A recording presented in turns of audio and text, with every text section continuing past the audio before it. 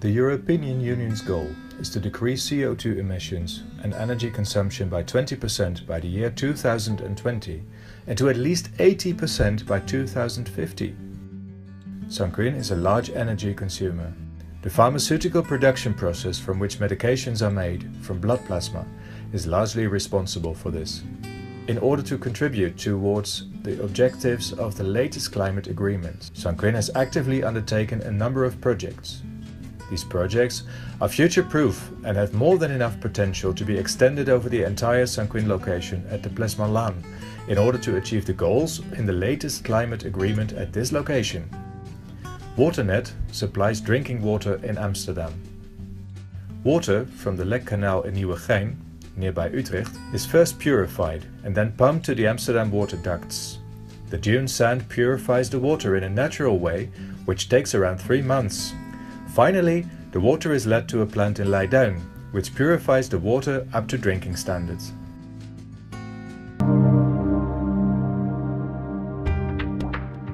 After this purification process, the water reaches Amsterdam through a pipeline. In the winter months, the drinking water temperature varies between 7 and 10 degrees Celsius and thus contains a surplus of cold. In fact, 60% of household water has to be heated up. Sanquin is right next to this water pipeline. The pharmaceutical production process at Sanquin requires a lot of cooling. Sanquin safely makes use of this cold drinking water by using a closed system to cool its production process, thereby heating the water of the households. By using this surplus of cold water to fulfill Sanquin's need for cooling, a significant energy saving is created, which can be seen to equal the total energy requirement of 800 households. The expected CO2 reduction is approximately 1100 tons per year. A branch is made in the water pipeline. The cold water is then transferred to Sanquin via a closed heat exchanger, which is located in a separate building. The heat exchangers, directly to the left of the blue line, ensure that the drinking water provided by Waternet is safely separated from Sanquin's cooling system. The separate cold transport line will be used to supply cold to the processes at the Sanquin site. The heat, released from these processes, is transferred back to the drinking water via the heat exchanger. In this way, the drinking water is heated up to a maximum of 15 degrees Celsius. However, the drinking water is only cold enough to be used for cooling in the winter. To benefit from this in the summer, the surplus of cold water can be stored underground in so-called ATES. This stands for Aquifer Thermal Energy Storage.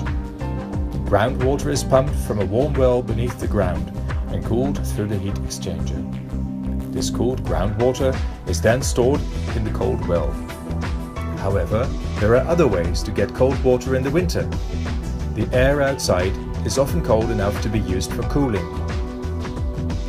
This system can produce so much cold water that it can be stored underground. This is done in a second ATES.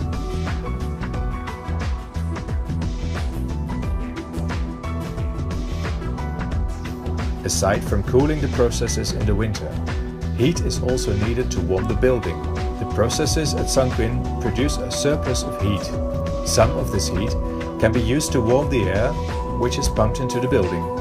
In this way, less energy is needed to heat up the cold air to room temperature. Eventually, all the air pumped into the buildings can be heated this way. The added advantage is that consumers also save energy in the winter, because for instance the water used for showering, doing dishes, etc. does not need to be heated as much. In Amsterdam, the residual heat produced by waste disposal is used to supply households and a number of large companies through a district heating system. The district heating system connection is replacing the current, more energy-intensive steam heating systems. This connection will reduce the energy consumption by around 20% and the CO2 output by 800 tons per year. During the summer months, the water from the dunes is not cold enough and the exchange process is stopped. The groundwater that has been stored underground in the ATES can now be used for cooling.